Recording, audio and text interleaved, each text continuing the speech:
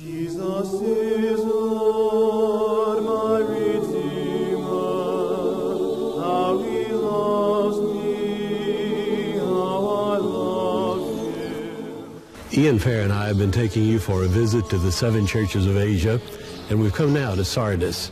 Most of the buildings that were here in New Testament times have not yet been excavated, but there's one exception. In 1962, archaeologists uncovered this large Roman civic center with a gymnasium and baths. It's called the Marble Hall. Sardis was an inland city 50 miles east of Smyrna. Long before the gospel came to Sardis, it was the most important city in Asia and ruled over the kingdom of Lydia that included all the land from Ephesus to Pergamum. The Pactolus River ran through Sardis, and when gold was discovered in the Pactolus, Sardis became the richest city in the world. Its most famous king was Croesus, who reigned about 550 BC, and we still remember his wealth and gold. We still say, as wealthy as Croesus. But there's another story about Croesus that you might remember. He was wanting to make war against the Persians, so he went to the oracle of Apollo, and he asked the oracle if he should make war.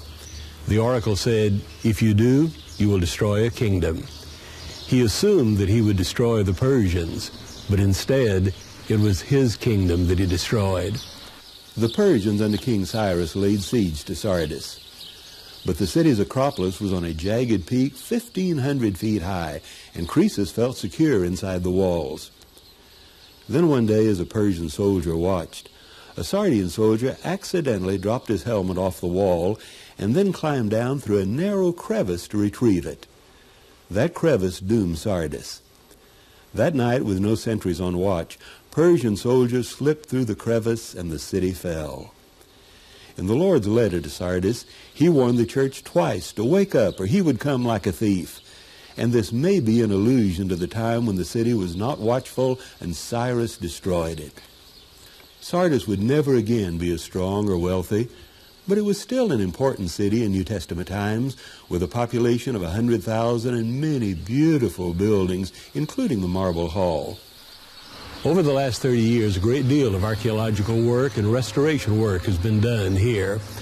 Look, for example, at this magnificent column with the spiral fluting going around it. And this column is at least 40 or maybe 50 feet high, one solid piece of marble.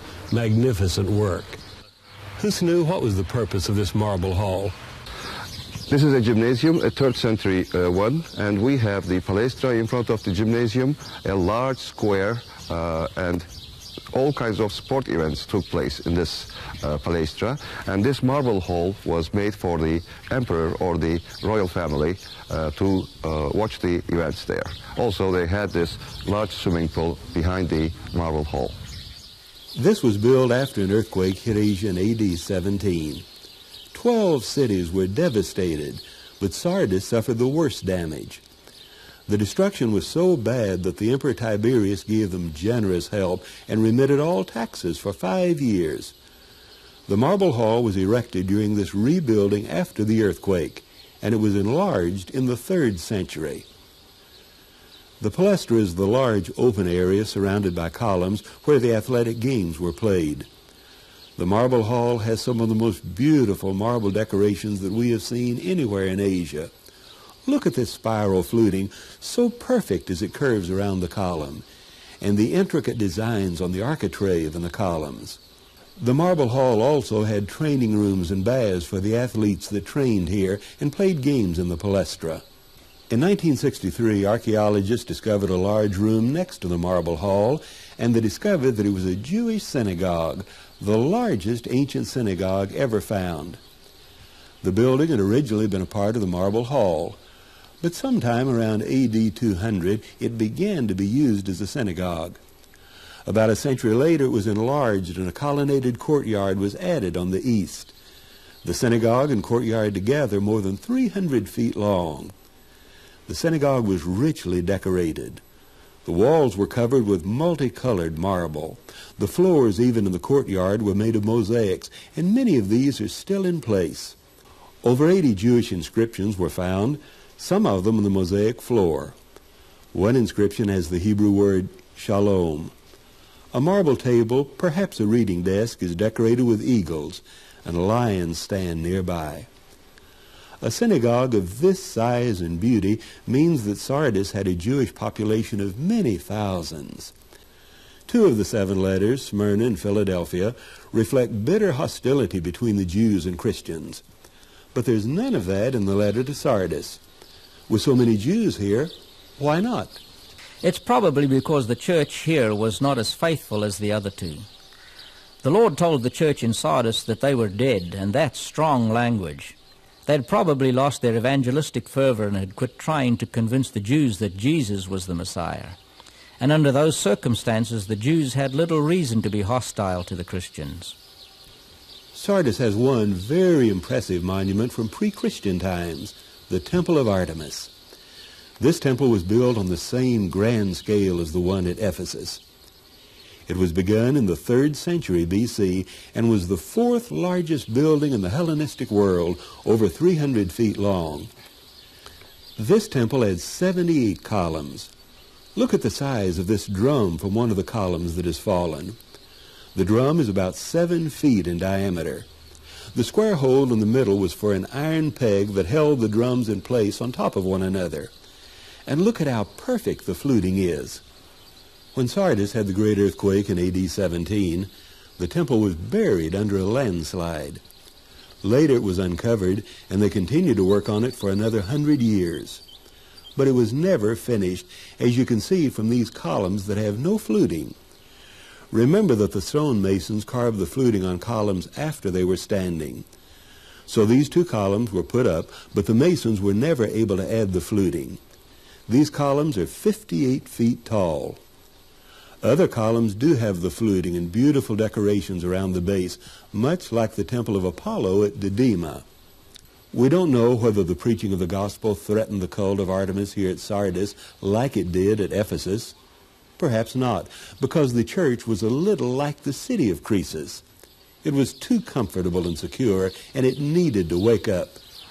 The Lord's letter to the church at Sardis indicates that the church was very much like the city, and with unfortunate circumstances. They had enormous unfulfilled potential, but were spiritually lethargic and asleep. The church had a name for being alive, but Jesus said it was dead. Spiritually, it was such a model of inoffensive Christianity that it was impossible to distinguish it from its worldly pagan neighbors. Jesus warned the church that unless it awoke from its spiritual lethargy, he would come upon it like a thief in the night. But in spite of the general lethargy in the church, there were some who had not compromised their faith. Jesus says they are worthy. Worthiness in the context of Revelation is a steadfast refusal to compromise one's faith with the world. In almost every church, no matter how far removed it is from the ideal, there are those who remain true to their King and are therefore worthy of Jesus.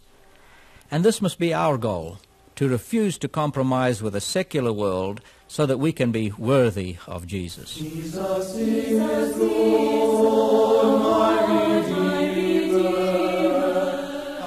Ian, we've come now to Laodicea, the 7th and the last of the 7 churches. What kind of a city was Laodicea?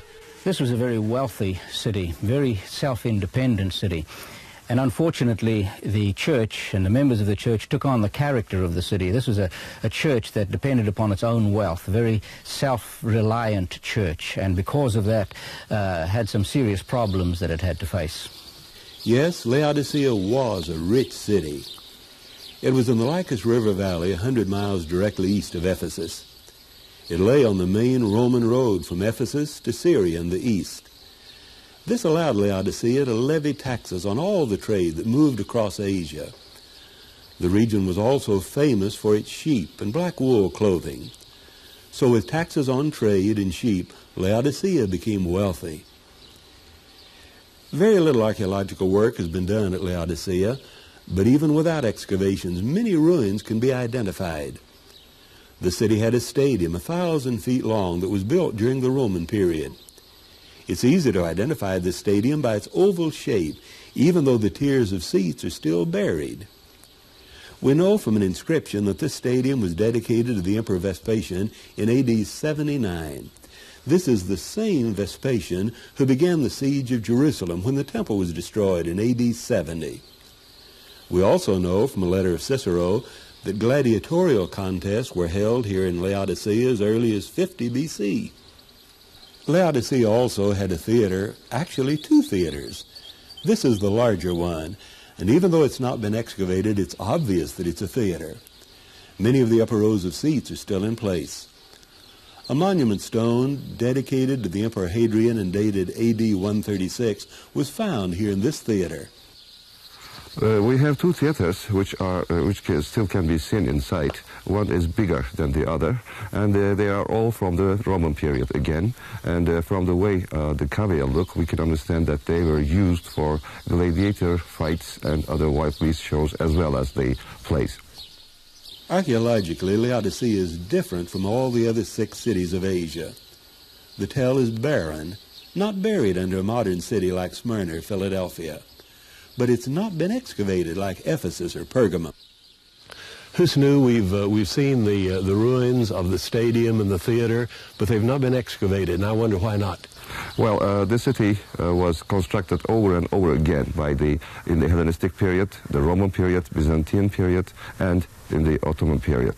So the material here was used and reused again, leaving almost nothing important to the archaeologists. This is probably why it's not excavated. And there's something else. When the people of Laodicea finally left this hill about 100 years ago and built a new town at Denizli, they carried away most of the cut stone and used it in their new town. Here at the south end of the stadium, we have the base of Laodicea's water tower. This may be the most interesting building here, and this is because of Jesus' warning to the church. You're lukewarm, neither hot nor cold, and I will spew you out of my mouth. This tower may help us to understand this warning. But before we examine the tower, let's leave Laodicea and go to the city of Hierapolis, 6 miles to the north. There was a church here, and unlike Laodicea, the archaeologists have been busy here in Hierapolis. They have found a large cemetery with 1,200 graves from Roman times. Many of them have inscriptions, so we know that some of these graves were of Christians. Here's an interesting Christian site, the Martyrium of Philip. It was built in the 5th century to honor the death of Philip. But we're not sure which Philip died here, whether it was the apostle or the evangelist in Acts 8. Hierapolis was most famous for the white mineral terraces near the city. Today the Turkish name is Pamukkale, and this means cotton castle. These snow-white terraces are far larger than the ones that we have in Yellowstone National Park. It's now a popular resort, and people bathe in little pools on the terraces. The warm mineral water may be good for bathing, but it has a foul, sickening taste. So when the Lord told Laodicea, I will spew you out of my mouth, they probably thought instantly of the cotton castle that they could see in the distance. Now let's go back to the water tower at Laodicea. Laodicea did not have springs near the city, so they had to build an aqueduct to bring water from several miles away. Sections of the aqueduct are still standing where it crossed the valley and connected with the tower. Their water did not come from the terraces at Hierapolis, but there is evidence that the water had a high mineral content, just like the water at the terraces. This small section of the water tower that is still standing is honeycombed with pipes, and they're all clogged with mineral deposits inside the pipes. Even the large aqueduct got clogged, and it had to have openings where it could be cleaned out.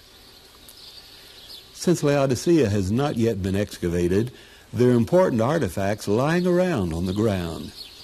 As I was walking by the aqueduct that carries the water into the city of Laodicea from the hills in the background, I picked up this piece of clay pipe. What is interesting to notice here is the mineral deposits on the inside of the clay pipe, indicating that the water that came into this community was full of mineral deposits and very distasteful. This is obviously a brick piping, but the inside is almost plugged with the calcium carbonate deposits. In fact, it's the same thing that you have in your teapots. So the people of Laodicea knew something about foul-tasting mineral water. When the Lord said, I will spew you out of my mouth, they would have known exactly what he meant. We have now come to a large gymnasium and bath complex next to the stadium and water tower. Several of the archways are still intact. An inscription has been found telling how this building was dedicated to the Emperor Hadrian when he visited here in AD 129, only 30 or 40 years after John wrote Revelation. So this is a good place for us to talk about the Lord's letter to the church here. The letter to Laodicea was the last of the 7 letters Jesus addressed to the church in Asia, and it is the one that has the most severe condemnation. Perhaps no church of antiquity speaks more clearly to Christians in this century in affluent societies than does Laodicea. Laodicea was comfortable and secure in its wealth. Too often Christians today tend to measure greatness in terms of wealth, power, and education. The real danger in which the Laodicean church found itself was that being lukewarm, it did not know that it was neither hot nor cold. Christians who are cold know their spiritual condition. Being lukewarm is dangerous in that Christians do not know the seriousness of their condition. In the strongest terms, Jesus warns the Laodiceans to realize their real spiritual poverty and to do something to rectify this before he personally has to take drastic steps. The greatest lesson we can learn from Laodicea is that without the richness of a deep spiritual relationship with God through Jesus, we are in abject poverty. The Lord's letter to the church here in Laodicea is the only one that has only rebuke, no words of praise. They said, "We're rich and need nothing." But the Lord said they were wretched, pitiable, poor, blind, naked. They needed him and they didn't know it. But with all its problems, the church here did not die. Here's the evidence. An ancient church building with some of the arches still sticking up out of the ground. We don't know when this church was built, but the history of the church in Laodicea seems to parallel the other churches of Asia. When Christianity became the state religion of the Roman Empire, it grew rapidly and great church buildings were built.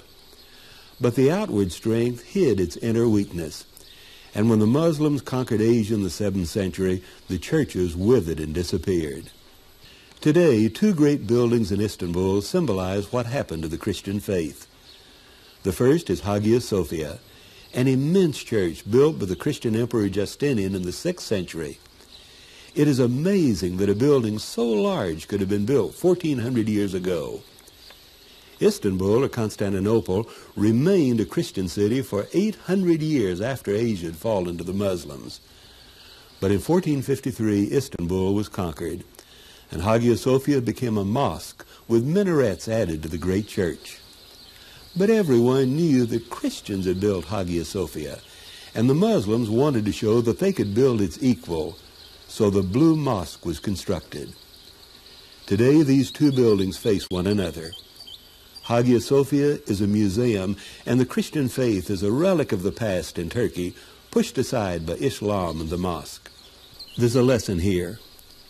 If our churches are to endure, we must go back to the Word, heed the Lord's warnings to the 7 churches, and proclaim by the way we live that Jesus is Lord.